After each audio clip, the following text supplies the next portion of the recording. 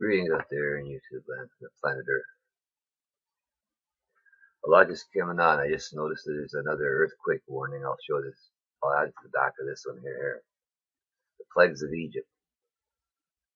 I'm sure some of you are familiar with them. If not, you can pause and look them right here and look them up. That's what's coming right around the corner. Okay? Some people don't realize, but it is. Okay?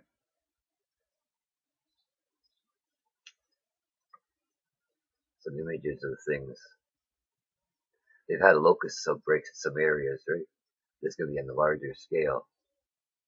Okay? You can pause anytime and look at the images if you like. Frogs, pestilence with the bugs and all that. We've got all that coming right now. The water turning to blood, the color red. We've had a lot of red rivers of late, a lot of red tides, as we call them. Back then they called it blood. You know, they didn't have all this fancy schools and fancy terminology back then. It looked like blood and all the fish were and everything else was dying in it. It was good enough for them. Okay?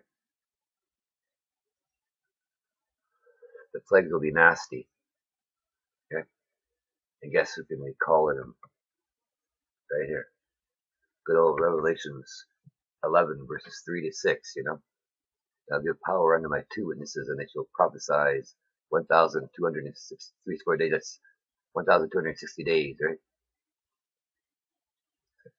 And they will have the power to shut heaven, that it rain not in the days of their prophecy. And I have power over the waters to turn them to blood, and to smite the earth with all plagues as often as they will. Whenever they want, they can. Basically, you come at them, and then that's going to happen. Guys are going to come at them, and boom, they're going to get fried, right? But the thing is, it's not just them. It's every time the nation sends whose troops go against them, they suffer as well, by the way. So pick any country you want. If they send troops, that country's going to feel it back home.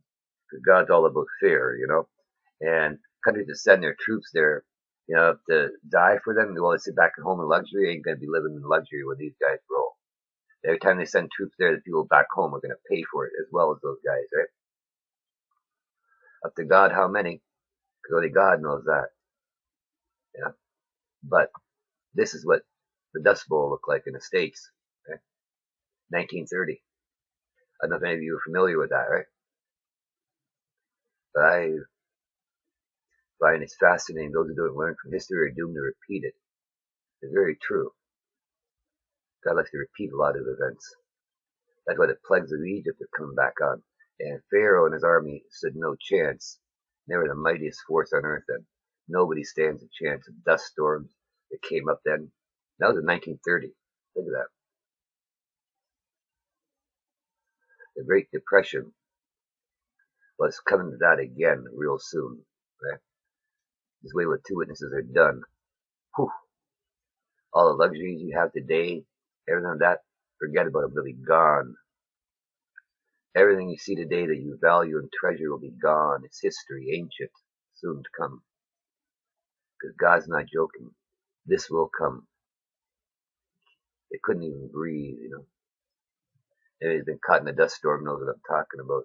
And that's, they have a hard, probably don't want to breathe that in there, right? You got to cover yourself, right? These times are coming again and worse. And I just got an alert here. 6.6 quake hits Alaska. I didn't look at it yet, right? You see, right? You know, but who am I? I'm just a guy who is severe end-stage stomach heart disease and angina on minimal exertion. I barely can do anything. I have a heart attack because they messed me up so bad. But here's a little doctor's note. You know, on minimal exertion, I get a heart attack. Well, that's what it used to be. So Jesus came along and healed me. Think about that. Have a great day. Bye-bye.